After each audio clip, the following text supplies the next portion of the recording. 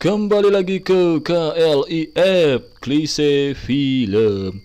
Klip film-film sedunia bersama kami yang selalu menemani waktu santai Anda tentunya. Menambah pengetahuan tentang perfilman. Jadi ceritanya begini. Kehidupan keluarga yang miskin bisa berubah gara-gara salah satu dari mereka didatangi temannya dengan membawa bongkahan batu ajaib dan menyuruhnya untuk mengajar les pada gadis cantik serta kecerdikan yang dimiliki mereka merugikan banyak orang. 야, 이 씨발 잘 척하지. 나는 김치모 그는 네 사촌.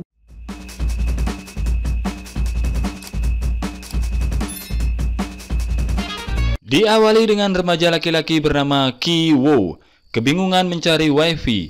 IP time. Setelah mondar-mandir di dalam rumah, akhirnya ia temukan wifi-nya di toilet bersama saudarinya yang bernama Kim-ki. 잡힌다! 진짜? 이 근처에 카페 새로 생긴 건가? Sampai ibunya datang menyuruh mereka mencarikan video cara cepat menyusun kotak visa. Karena itu pekerjaan mereka. 곱등도 없애고.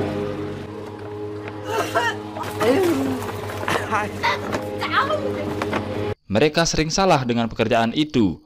Makanya petugas perusahaan pizza memotong gaji mereka. 원래 알바는 자르세요. 좀 해보고.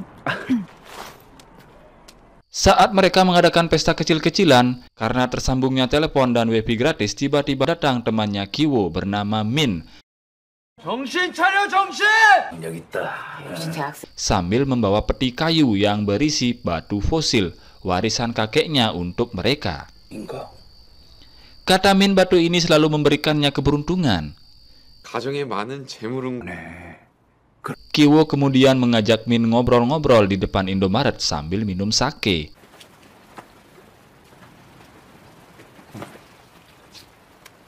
Min menunjukkan foto gadis manis yang bernama Da-hae, merupakan salah satu murid lesnya. Min menyukai gadis tersebut. Dikarenakan Min ada urusan ke luar negeri, ia menyuruh Ki-wo untuk menggantikannya mengajar Da-hae bahasa Inggris. Hal itu dilakukan Min karena ia percaya pada Ki-wo bisa menjaga Da-hae. Ini juga merupakan kesempatan Ki-wo mendapatkan pekerjaan mengajar Da-hae yang berasal dari keluarga kaya. Tentunya upahnya banyak. Walaupun Ki-wo bukan mahasiswa, tapi ia pernah belajar bahasa Inggris saat wajib militer. Untungnya saudarinya Kim-ki ahli Photoshop yang membantu Ki-wo membuat surat keterangan studi palsu. Besoknya Ki-wo siap-siap interview. 안녕하세요. 저는 Setelah memasuki rumahnya, ternyata memang benar-benar orang kaya. 저 여기서 일하는 사람이에요. Ki-wo dipertemukan oleh si nyonya.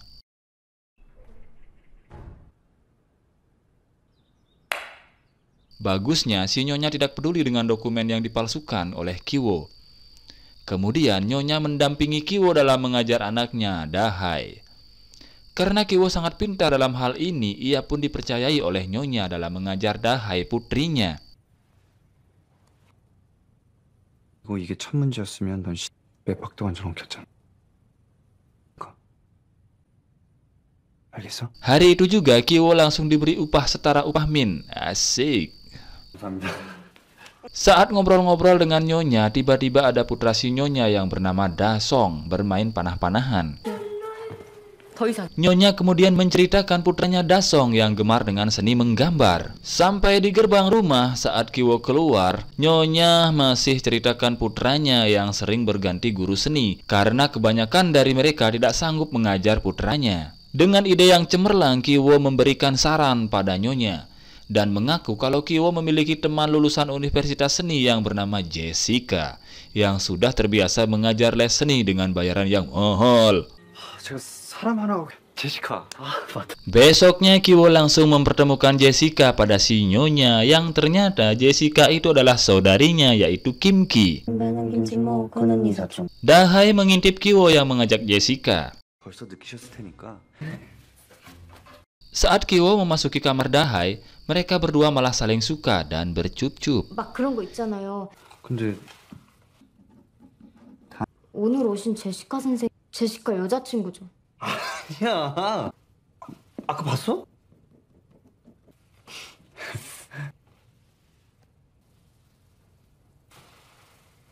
Nyonya sangat senang dengan kedatangan si Jessica dan mempercayai itu semua, yang kemudian memperkenalkan putranya Dasong pada Jessica.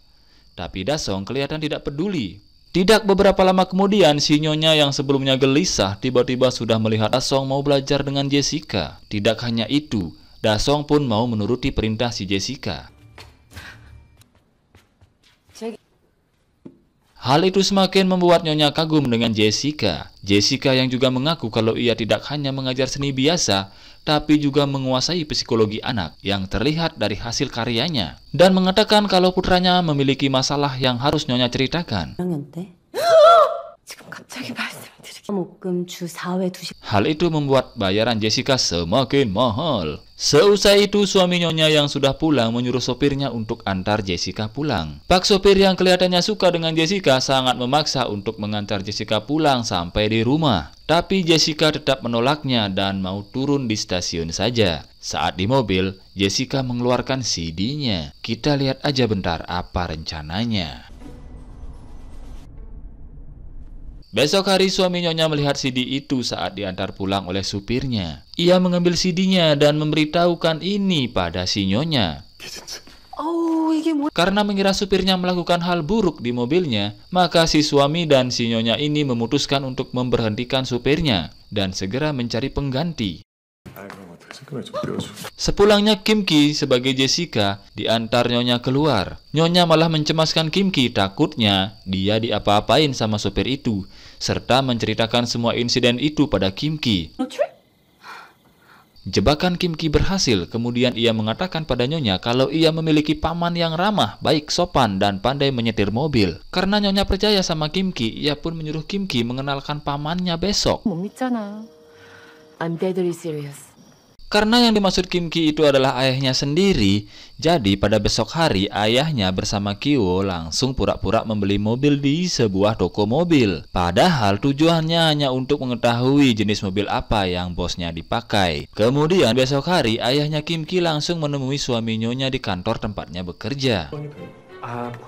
Saat itu langsung si bos ini mengajak ayah Kim Ki jalan-jalan mengendarai mobil. Berbekal kecakapan dan menyetir yang baik, saat itu juga si bos langsung percaya pada ayah Kim Ki. Rencana yang mujarab, ayah Kim diterima menjadi sopirnya. Tidak hanya puas dengan itu, mereka juga merencanakan sesuatu yang buruk pada pembantunya. 주고 안 웃는 거야. 계획이 있어야 돼.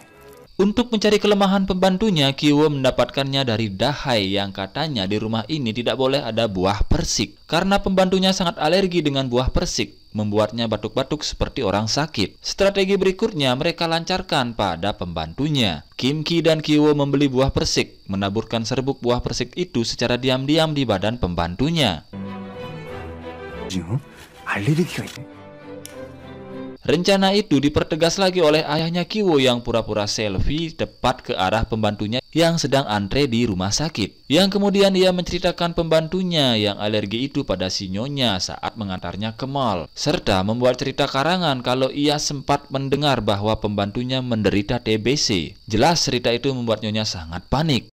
결핵 발생률 1위랍니다. 집에 다솜이 같은 애도 있는데 결핵 환자가 부엌에서 설거지. Saat 3 menit lagi Nyonya yang diantar ayahnya Kim Ki sampai di rumah, mereka sudah merencanakan Kim Ki menaburi serbuk buah persik itu pada pembantunya lagi.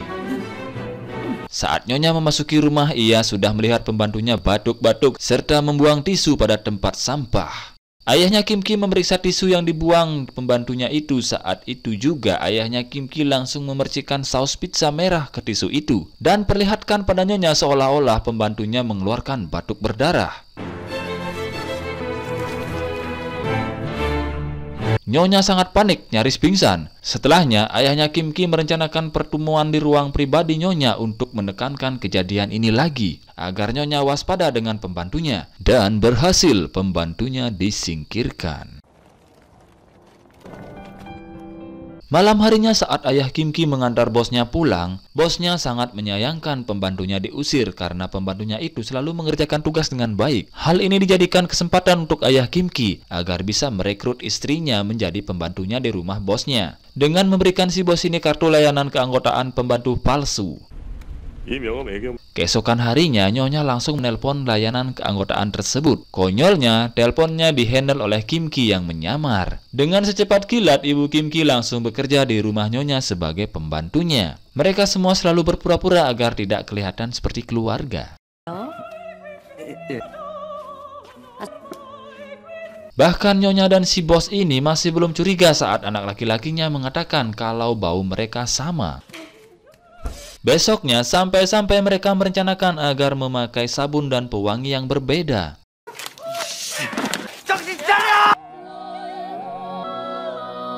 Hari berikutnya, Nyonya dan si bos akan mengadakan pesta ulang tahun anak laki-lakinya dengan camping ke luar kota. Jadi semua keluarga kaya ini berangkat camping. Kejadian ini malah menjadikan kesempatan oleh Kiwo dan Kim Ki, termasuk juga ayah dan ibunya. Pesta pora di rumah itu sesuka hati, menikmati semua fasilitas yang ada.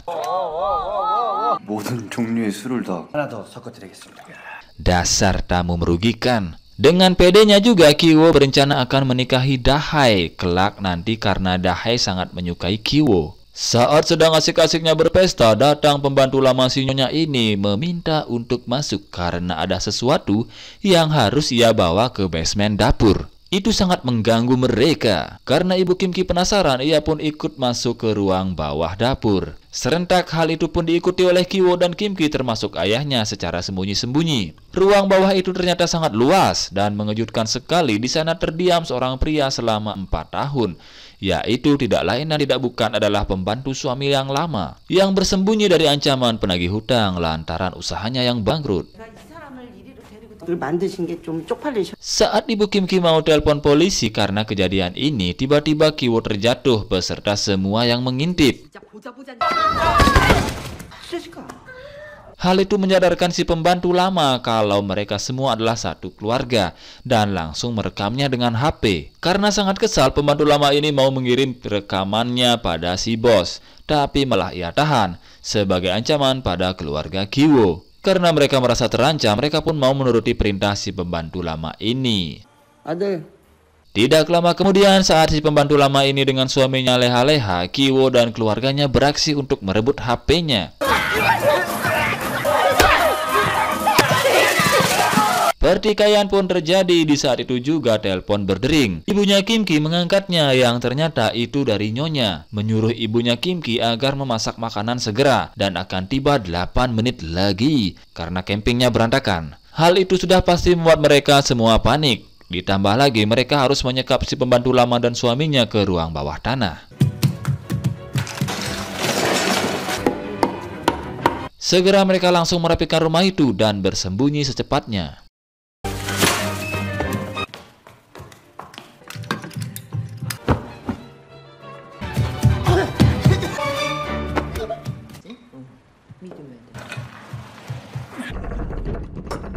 Sementara Kiwo yang hampir saja ketahuan karena sembunyi di bawah ranjang Dahai, Kiwo dan si Kim Ki termasuk ayahnya berusaha mengendap-endap agar bisa keluar rumah itu. Tapi yang terjadi malah mereka sembunyi di bawah meja ruang tamu. Sialnya lagi, si bos dan Nyonya harus bersantai di sofa ruang tamu karena anak laki-lakinya mau bermain di luar. 저거 미즈 텐트잖아요. Kejadian yang sangat merisihkan malah terjadi. Nyonya dan si bos malah bermesraan di sofa dan beraerobik. Yuhu. Di saat mereka sembunyi di sebelahnya. Sampai si Nyonya dan si bos tertidur, mereka baru bisa keluar dari rumah itu. Akan tetapi ayahnya Kim Ki hampir saja ketahuan saat anak laki-laki si bos menghidupkan urarinya. Otomatis itu membangunkan si bos. 푹신한 침대로 가서 자구려. 야, 박대. Untungnya mereka semua berhasil keluar tanpa ketahuan, tapi hujan yang deras mengguyur mereka saat pulang.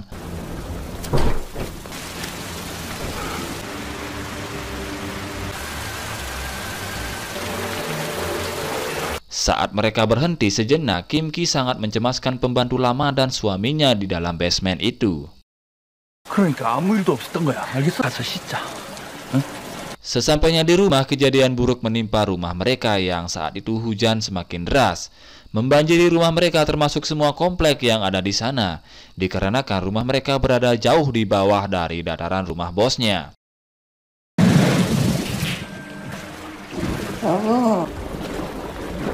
Seusai hujan, sejenak mereka tidur di tempat pengungsian. Dengan kejadian seperti ini, si Kiwo sambil memegang batu yang dikasih temannya sangat menyesali perbuatannya, apalagi kalau mengingat si pembantu lama dan suaminya yang masih di dalam basement. Keesokan pagi, Nyonya menelpon Kim Ki, mengundangnya dalam acara ulang tahun putranya termasuk si Kiwo. 저기 언니 테이블들이 이렇게 될 거야. Sampai siang hari, di acara pesta dimulai, si Kiwo malah bercumbu dengan Dahai di kamarnya sambil beban pikiran. Tapi si Dahai sangat menyukai si Kiwo, meminta Kiwo agar selalu menemaninya. Sekarang ke ayahnya Kim Ki yang disuruh berakting dengan berjubah suku Indian agar dia dan bosnya mengadakan akting pertarungan sesuai keinginan si bos, guna menyerukan pesta putranya. 근데 핵심은 뭐 간단해요. 예, 좀 유방기요. 전투 벌어지고.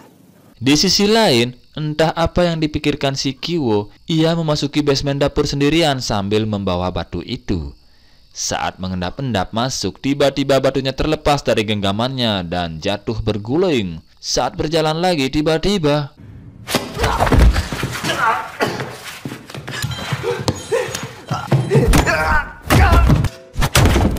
kejadian buruk menimpanya.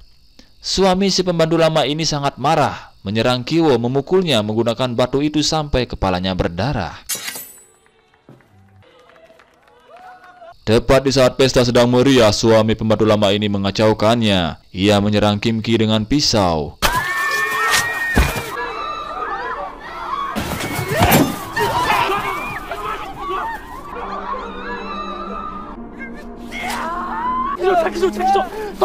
Dan kejadian malah semakin buruk untuk si bos ini. Ayahnya Kim Ki malah menusuk bosnya lalu kabur begitu saja. Beberapa hari setelah kejadian itu, si Kiwo berhasil diselamatkan di rumah sakit. Tapi dia seperti orang yang tidak waras karena benturan itu. Bahkan saat mengetahui saudari perempuannya sudah meninggal, ia masih ketawa ketiwi. Di dalam berita yang Kiwo lihat, petugas masih belum menemukan pelaku pembunuhan si bos, yaitu ayahnya sendiri.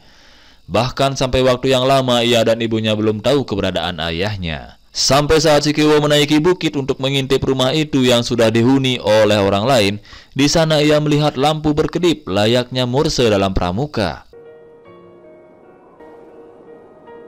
Kiwo pun mempelajari Morse agar bisa memahami kedipan lampu di rumah itu. Yang ternyata ayahnya bersembunyi di basement itu, karena tidak bisa kabur lagi saat kejadian tragis yang menimpa keluarga si Nyonya akibat ulah dari si Kiwo dan keluarganya. Entah sampai berapa lama ayahnya akan bersembunyi di sana. Ditambah lagi, ayahnya sangat menyesali perbuatannya dan mengubur si pembantu lama ini dengan layak. Apalagi saat tengah malam tiba, ayahnya mempertaruhkan nyawa hanya untuk mendapatkan makan di rumah ini. Menyadari kalau ayahnya bersembunyi di basement rumah itu, si Kiwo bertekad untuk bekerja keras dan membeli rumah ini karena ini satu-satunya jalan untuk selamatkan ayahnya. 저는 오늘 계획을 일단 돈부터 벌겠습니다. Kiwo berharap agar ayahnya sabar menunggu hal itu. Sekarang hanya sebatas hayalan saja bagi Kiwo. Film pun berakhir. Jadi pelajaran yang bisa kita ambil dari film ini adalah jangan mudah percaya pada orang lain kalau kita tidak benar-benar tahu kebenarannya.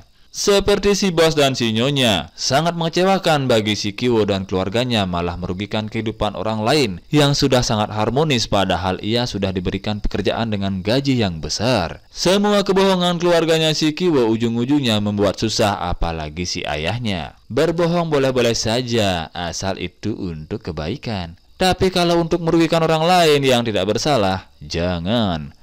Sebaiknya jujur saja apa adanya yang pastinya itu akan mengarah ke tujuan yang lebih baik.